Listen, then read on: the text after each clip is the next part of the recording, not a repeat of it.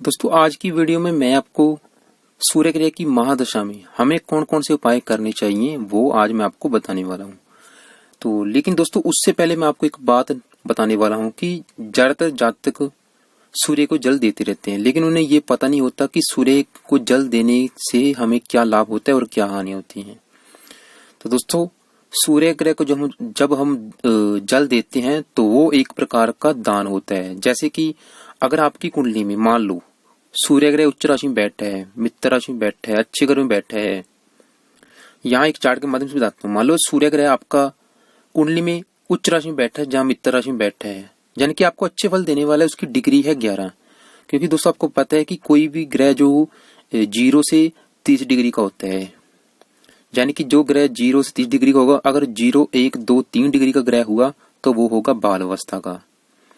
अगर वो ग्रह हुआ 28, 29, 30 डिग्री का तो वो होगा वृद्ध अवस्था में।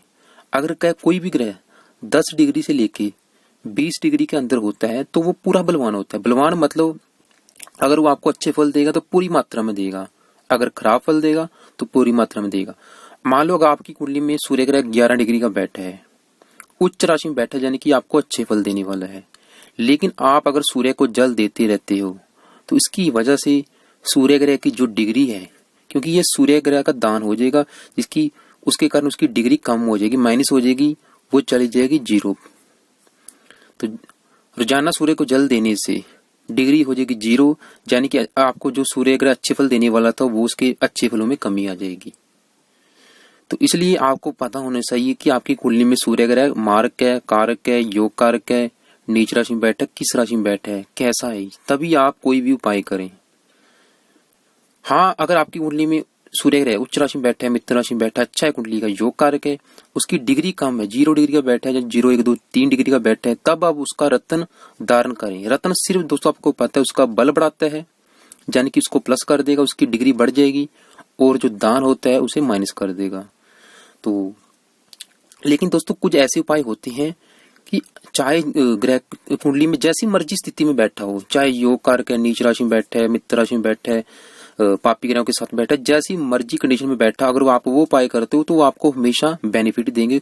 उसमें से सबसे जो बेस्ट उपाय यही है कि मैं आपको सबको बार बार यही कहता हूँ कि सूर्य ग्रह का जो सबसे बेस्ट उपाय यही है कि सूर्य ग्रह के मंत्र का जाप करना। दोस्तों आपको पता है कि मनुष्य का जीवन 9 ग्रहों की दिन है, और 9 ग्रह दिन है मंत्रों की। और जो मनुष्य के ऊपर सबसे ज्यादा असर होता है वो होता है महादशा का और अंतरदशा का। महादशा का असर होता है 70%, अंतरदशा का असर होता है 20%, यानी कि महादशा का सबसे ज्यादा असर होता है। अगर आपके ऊपर सूर्य की महादशा चल रही है तो आपको जो सबसे बेस्ट उपाय करना है वो यही है कि आप सूर्य ग्रह की मंत्र का सुबह के टाइम 1 माला मंत्र जाप अवश्य करें। ये मंत्र है ओम गृणी सूर्याय नमः। दोस्तों अगर आपको कोई बात समझ नहीं आ रही तो आप मुझे व्हाट्सएप भी कर सकते हैं, व्हाट्सएप पे पूछ सकते हैं। ये दोस्तों सबसे बेस्ट उपाय है। दूसरे जो आप उपाय करेंगे वो छोटे मोटे इतना आपको फल नहीं देंगे जितना इसने देना है। ये आपको 40 दिन के अंदर ही फल देगा, जैसी मर्जी कंडीशन में बैठा है।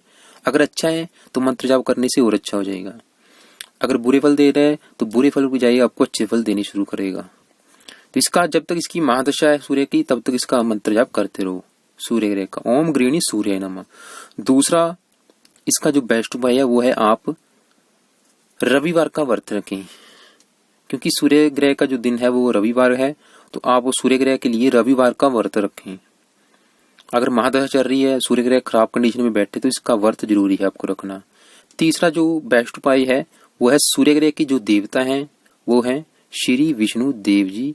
आप इनकी पूजा उपासना करें, इनके मंदिर जाते रहें। तो दोस्तों ये 3 उपाय तो बेस्ट है, और इसमें सबसे जो बेस्ट उपाय है वो मंत्र जाप ही है, सूर्य ग्रह का मंत्र जाप। अगर आप मंत्र जाप नहीं कर सकते तो आप सूर्य ग्रह के कवच का पाठ कर सकते हैं। अगर ये भी नहीं कर सकते तो आप आदित्य हृदय स्रोत का पाठ करें। इसकी वजह से भी आपको दोस्तों सूर्य ग्रह अच्छे फल देगा, चाहे जैसी मर्जी कंडीशन में सूर्य ग्रह बैठा है। लेकिन दोस्तों 5वें नंबर पे जो मैंने आपको बताया कि सूर्य ग्रह दान करने के लिए आपको पता होना चाहिए कि सूर्य ग्रह अच्छा है या बुरा है। अगर कुंडली में सूर्य ग्रह अच्छा बैठा है, उच्च राशि में बैठा है, मित्र राशि में बैठा है, तो अगर आप उसका दान करते रहोगे तो उसके अच्छे फलों में कमी आ जाएगी, यानी कि उसकी डिग्री कम हो जाएगी। अगर वो आपको अच्छे फल देगा लेकिन कम मात्रा में देगा। अगर आपकी कुंडली में सूर्य ग्रह मार्क है, आपको खराब फल दे रहा है, तब आप उसका दान करें ताकि उसके खराब फलों में कमी आए।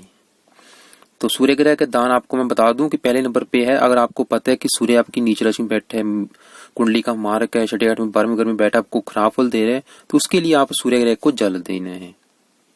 हाँ दोस्तों, अगर कुंडली में सूर्य ग्रह योग कारक, आप सूर्य को जल ना दें, सिर्फ उसे नमस्कार कर सकते हैं सूर्य ग्रह को। दूसरे नंबर पे आपने करना है, रविवार के दिन बोरी या लाल चींटियों को आटा डालना है आपने, ये आपने सूर्योदय के समय करना है। तीसरे नंबर पे आप गेहूं, क्योंकि सूर्य की जो वस्तुएं हैं वो काफी होती हैं, लेकिन उसमें से गेहूं, आटा, गुड़, आप इनमें से भी एक दो चीज लेके किसी गरीब को दान कर सकते हो, किसी जरूरतमंद को कर सकते हो रविवार के दिन। और दान करते समय आपने अपने मन में ओम सूर्याय नमः का जाप भी करना है। तो दोस्तों वैसे भी और भी बहुत उपाय हैं, लेकिन दोस्तों वो टाइम खराब करने वाले उपाय हैं, आपको उनका फल 0% मिलेगा, बिल्कुल नहीं फल मिलता। वैसे ही वो, क्योंकि लाल किताब के भी इतने पाए, ये कर लो वो कर लो, दोस्तों बिल्कुल टाइम खराब है वो, कोई आपको 0% फल मिलेगा, कोई फल नहीं मिलता उनका। सिर्फ अगर आपको चाहिए कि आप अगर चाहते हो कि सूर्य आपको अच्छे फल दे, चाहे महादशा भी नहीं चल रही उसकी, वैसे भी आपको चाहिए, अगर आपको पता है सूर्य खराब बैठा है, तो आप उसका मंत्र जाप जरूर करें। तो इसके अलावा दोस्तों अगर आपको कोई बात समझ नहीं आ रही तो आप मुझे व्हाट्सएप पे पूछ भी सकते हो, और अगर आपने अपनी कुंडली दिखानी है तो कुंडली भी मुझसे दिखा सकते हो। तो दोस्तों उम्मीद करता हूँ आपको ये वीडियो जरूर अच्छी लगी होगी। अगर वीडियो अच्छी लगी हो तो इस वीडियो को लाइक और ज्यादा से ज्यादा शेयर करें फेसबुक पे, व्हाट्सएप पे, और ज्योतिष सीखने के लिए मेरे चैनल को सब्सक्राइब कर लें।